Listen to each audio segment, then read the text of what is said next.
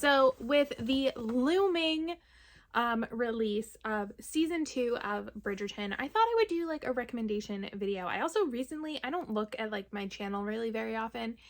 Apparently a lot of my book recommendation videos have a lot of views for me, and like my Bridgerton reread video got a lot of views, which I guess I should have expected, but I had no idea. So I thought I would do more. I thought this might be an interesting concept.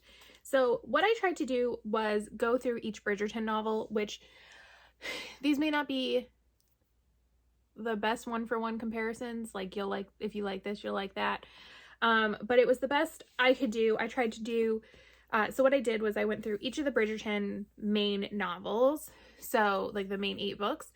And I have 2 recommendations for other romance novels I think you might enjoy if you liked those books. Now, some of the Bridgerton ones even, I feel like I know a little bit better than others. And I wasn't going to reread just to do this. So I tried to read like my reviews and other reviews to like reacclimate myself to some of them, but you know. And some of these, the majority of them are other historical romance recommendations, but I have a couple of contemporary recommendations.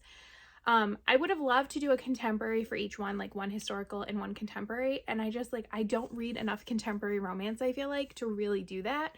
Maybe someday. So the first one, and we'll just go through in order, is The Duke and I, which is the book I always forget the title of. And it's also a book I can't stand. So The Duke and I, which I believe is what the first season of Bridgerton is based on. I have also, full disclosure, still not watched Bridgerton. Still undecided on if I'm going to, because Shonda Rhimes and I have never gotten along ever. So, but since it's season 2 now, and this is going to be Anthony's season, and The Viscount Who Loved Me was for a long time my favorite Bridgerton novel, I may give it a shot now. Even if I don't like season 1, I can power through to season 2. And Kate, I believe she might have a different name. I know the family, it's not Sheffield anymore. I think it's Sharma. So I don't know if her name is still Kate or not. I don't follow it enough. I just follow Julia Quinn on Instagram, and occasionally things pop up and I read them. Kate is definitely one of my favorite, like Bridgerton related ladies. And I love her relationship with her sister. So fingers crossed that's still there. Anyways, so The Duke and I would recommend To Pleasure a Prince by Sabrina Jeffries. I talk about this book a lot. It's one of my favorites. The reason I say this is because I feel like it has similar characters to The Duke and I, especially when it comes to Simon. I think the hero in To Pleasure a Prince has some similar, like, dark, broody kind of vibes. Next is Falling into Bed with the Duke by Lorraine Heath. Honestly, I should have taken better notes on this. I don't remember. I think it's another brother's friend romance. But also Lorraine Heath. Just read her books. Next is The Viscount Who Loved Me. Like I said, one of my favorites. And the first one I recommend is a contemporary, and that is, shocker, The Hating Game by Sally Thorne. Because it has good banter between characters, and I think The Viscount Who Loved Me, Kate and Anthony's banter and bickering is just a hallmark of this story. Similarly is Devil in Winter. Also, I think with Devil in Winter you have a little bit of Kate having some like personal trauma.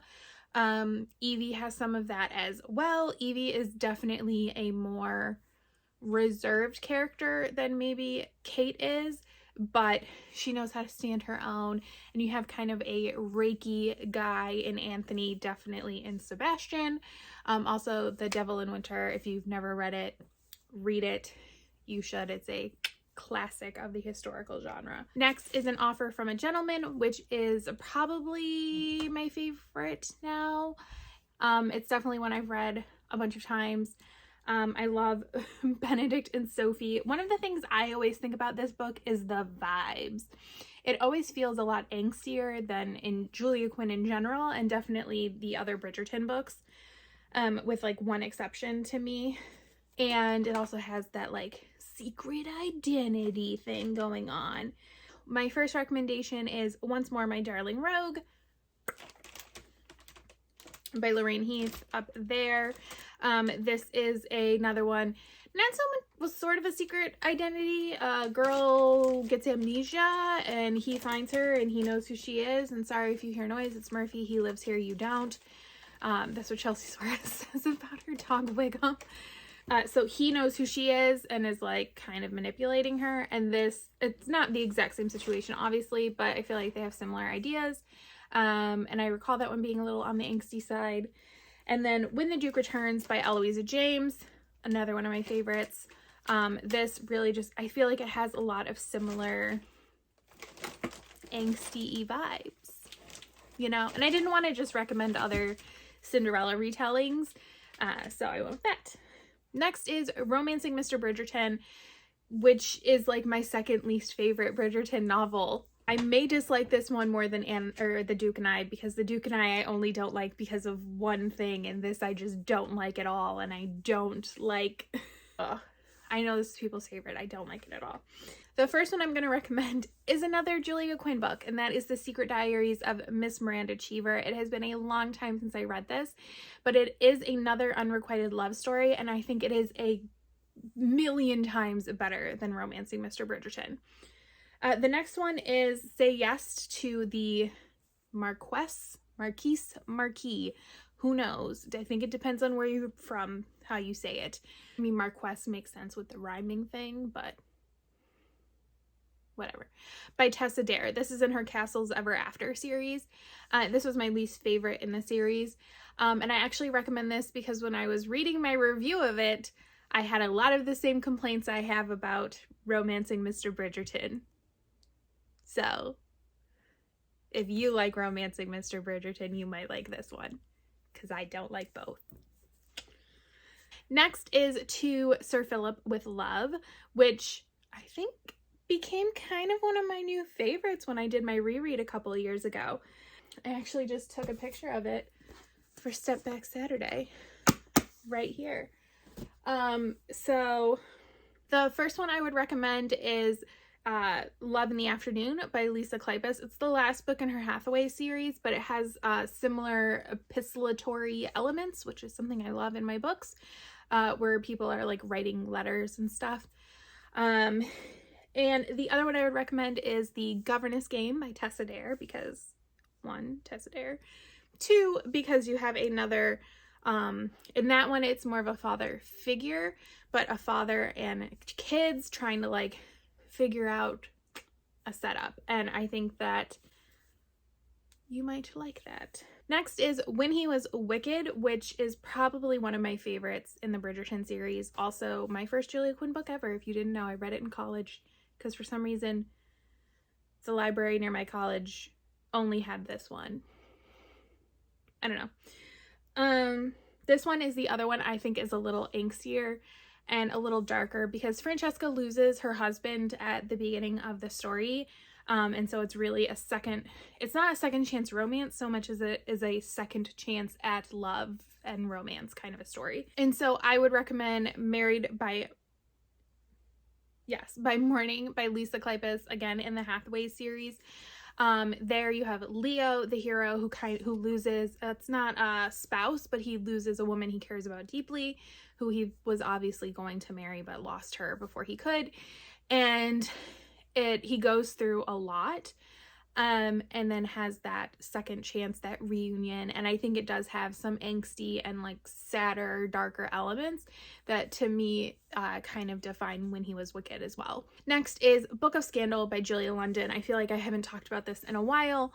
I should reread this. I haven't reread it in years. It was the first romance novel to ever make me cry. And this one is a second chance romance where it is like the same couple coming back together. It also deals with fertility issues, which does happen in When He Was Wicked. And so you have that there. Again, it's definitely a harder read and a more emotional read in my opinion. Next is It's in His Kiss. The last two I feel like always blend together in my head, even though I've read them a couple of times. I still really struggle to distinguish their stories. So the first one for this I would recommend is No Good Duke Goes Unpunished by Sarah MacLean, because like a lot of the other books I've recommended, I think Sarah MacLean is just a rock star author. I don't remember now why I recommended this. I really should have taken better notes, but I was like, you'll remember when you go to film it. And next was When Beauty Tamed the Beast. Oh, I think the hero here has a little bit of like grumpy or broody vibes. That is probably why I recommended both of those. And then the last one is On the Way to the Wedding. And for this one, I recommended One Good Earl Deserves Another, because I think there are similar vibes between the two heroines, and I thought that would be good. And then the other one I recommended is another contemporary, and that's Well Met by Jen DeLuca, because I think It's in His Kiss has some kind of like rom-com-y lighter moments, and I think Well Met has that as well. It doesn't mean that it's not serious or there aren't emotional points, just that you have a little bit of more levity. So yes, those are just some books that I would recommend based on my past reading of the Bridgerton books by Julia Quinn. If you are new to the Bridgerton world and the historical romance world, welcome. There's so many books out there for you to read. You'll find some you don't like and you'll find some that you love. While I'm still not sure if I want to see the show, or even if I do watch it and I don't enjoy it, I definitely appreciate a large company making a show out of romance novels. Although shout out to Passion Flicks if you're looking for more romance novel adaptations. Those tend to be more true to the source material, and they've only done contemporary and a paranormal at this point. Maybe they'll do historical. But yes, those are my recommendations. Thank you so much for watching, and I will see you next time. Bye!